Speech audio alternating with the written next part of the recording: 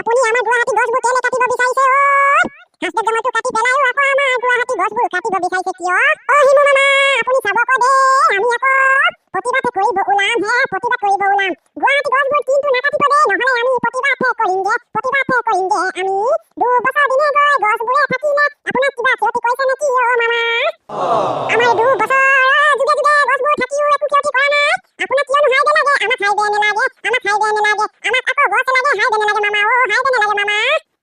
বাবলু বঢ়িয়া বঢ়িয়া, আমাৰ আকৌ হিমু মামাই গুৱাহাটী 200 বছৰ থকা গছবোৰ একো কাকো ক্ষতি কৰা নাই। আকৌ এই গছবোৰকো দেখিব নোৱাৰে এতিয়া। চাওক আমি আকৌ মামা চাব দেই আপুনি, আমি আকৌ প্ৰতিবাদ কৰিবলৈহে ওলাম দে। হয় দেই, কিন্তু এইবোৰ যে ইমান 200 বছৰ পুৰণি গছবোৰ কিন্তু কাটিব নিদো দে আমি। আকৌ মানে আমাৰ হিমু মামা কেনেকুৱা আকৌ এইবোৰকো চাব নোৱাৰে। হাইদে লাগে, আমাক হাইদে নালাগে কিন্তু।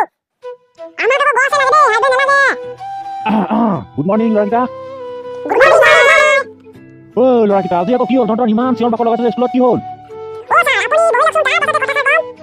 অ'কে ঠিক আছে, তেনেহ'লে বহি লৈছোন দেই। ইমান চিঞৰ বাখৰ শুনিছোঁ অফিচৰ পৰা। তেতিয়াহ'লে কিয় চিঞৰ বাখৰ লগাইছিলে তহঁতি ইমান হাল্লা লগাইছ দেই স্কুলত? হয় দে ছাৰ, আমি আকৌ হাল্লা কৰিমেই, মানে যে এটা কথা হ'ল ছাৰ, আপুনি নিউজবোৰ চাইছে নে নাই চোৱা বাৰু? এই ঘেণ্টা এখন নিউজ চাবি ল'ৰাকেইটা, নিউজ চাবি। নিউজ কি চাবি? কাৰেণ্টেই নাহে। এইটো ক ৰিচাৰ্জ নে কি ভৰাই যায়? কাৰেণ্টেই দিয়া নাই, ৰিচাৰ্জ ভৰাইও কাৰেণ্ট দিয়া নাই। কি এইবোৰ মিটাৰ, ডিজিটেল মিটাৰবোৰ দিছে, নিউজ চাবা। সেইটোৱেইটো কথা ছাৰ। এতিয়া আকৌ আপুনি এটা কথা কওকচোন, যদি আমাৰ অসমত যদি গছবোৰ চব কাটি পেলাই দিয়া হয় তেতিয়াহ'লে কি হ'ব ছাৰ? তেতিয়া আকৌ কি হ'ব? আমি গোটেইকেইটা ওপৰলৈ যাম আকৌ। সেইটোৱেইটো কথা ছাৰ, আমি আকৌ সেইটোৱে চিঞৰ বাখৰ লগাইছিলোঁ স্কুলত, পুৰা মানে হাল্লা কৰিছিলোঁ। মানে যে যদি গছবোৰ কাটি দিয়া হয় তেতিয়াহ'লে আমি কেনেকৈ জীয়াই থাকিম?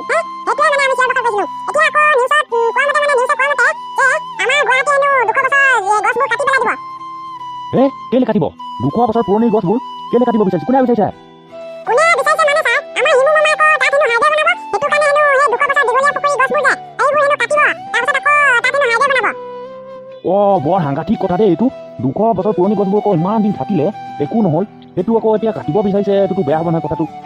আকৌ হাঁচদেৱ জংঘলটো কাটিলে, এতিয়া আকৌ গুৱাহাটীত কেইটামান গছ আছেহে, ডাঙৰ ডাঙৰ গছ। সেইবোৰ আকৌ কাটি দিলে আকৌ আমাৰ অক্সিজেন তামাম প্ৰব্লেম দিব যেনহে লাগিছে দেই।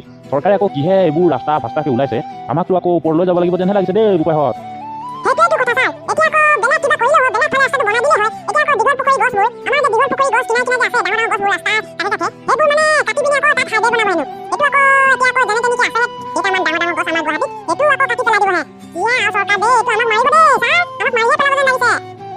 এতিয়া আকৌ গোটেই মানে অসমৰ মানুহবোৰ ক'ব লাগিব, তেতিয়াহে আকৌ এইটো কথাটো মানে ৰাস্তাটো বেলেগ ফালে বনাই দিলে হয়। আমাৰ যেনি মানে 200 বছৰ পুৰণি গছবোৰ, 200-300 বছৰ এতিয়া ইমান পুৰণি ডাঙৰ ডাঙৰ গছবোৰ তেতিয়াহে থাকিব। যদি কোনোৱে নকয় তেতিয়াহ'লেতো এইবোৰ গছো যাব যেনহে লাগিছে দেই। তেতিয়াহ'লে ক'ব লাগিব দেই কিবা এটা।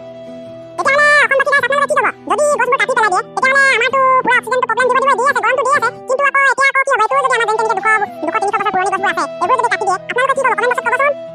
সেইটো কাৰণেতো ছাৰ ইমান গৰম দিনত গৰম দিছিলে, মানে গছবোৰ কটাৰ কাৰণে হাঁচদেৱ জংঘলটো কাটি পেলাই দিলে। আকৌ গুৱাহাটী যেনি তেনেকে গছবোৰ আছে, সেইটোকো আকৌ কাটিব বিচাৰিছেই। মানে আকৌ আমাক যে ওপৰলৈ পঠিয়াব নে তললৈ পঠিয়াব, সেইটো আকৌ আমাৰ চৰকাৰেহে জানে দেই। এতিয়া আকৌ গোটেই মানুহকেইটা যদি নকয় তেতিয়াহ'লে ডাঙৰ ডাঙৰ গছবোৰ কাটি পেলাই দিব যেন লাগিছে। তামাম মানে দুখ লাগিছে দেই ছাৰ। ছাৰ আপুনি কিবা এটা ক'ব দেই, মানে যেনি তেনেকে আছে আকৌ 200-300 বছৰ পুৰণি গছ এতিয়া আকৌ পাবলৈ নাই, ক'তো নাই। যেনি তেনেকে আমাৰ গুৱাহাটীত আছে, আকৌ এইটো যদি কাটি পেলাই দিয়ে তেতিয়াহ'লে আকৌ অক্সিজেনটো পুৰা প্ৰব্লেম দিছেই। আকৌ দিবই, গৰম দিনটো আহিবই, আকৌ তাৰপিছত আকৌ গৰম দিনটো তামাম গৰম দিবই। এতিয়া আকৌ কি কৰিম আমি? যেনি তেনেকে অক্সিজেন পাই আছো নে আকৌ এইবোৰ গছ কাটি পেলাই দিব? জংঘলটো গোটেই কাটি শেষ কৰিলেই। এতিয়া আমাৰ অসমতো এতিয়া যেনি তেনি গছ কেইটামান আছে, সেইবোৰকো মানে কাটিব বিচাৰিছে। আপুনি যদি কিবা এটা ক'ব দেই ছাৰ। মইনো আকৌ কি ক'ম? গোটেই যদি অসমৰ মানুহকেইটা ওলাই তেতিয়াহ'লে আকৌ গছবোৰ বাচিব দেই। নহ'লে যদি কোনোৱে নকয় তেতিয়াহ'লেতো আকৌ এইবোৰ গছ কাটি তহিলং কৰি পেলাব আৰু হাইৱে বনাব, তাৰপিছত আকৌ অক্সিজেনৰ প্ৰব্লেম হ'ব, গৰম দিনত গৰম হ'ব, তাৰপিছত আকৌ কি হ'ব আৰু গম পাইছেই। অসমবাসী ৰাইজ আপোনালোকে কি ক'ব? কমেণ্ট বক্সত জনাবচোন। তাৰপিছত ভিডিঅ'টো ইমানতে শেষ কৰিম আৰু তাৰপিছত যদি আপোনালোকে নতুনকৈ চেনেলটো ছাবস্ক্ৰাইব কৰি দিব। যদি গছবোৰ কাটি দিয়ে তেতিয়াহ'লে আমি ওপৰলৈ যাম নে তললৈ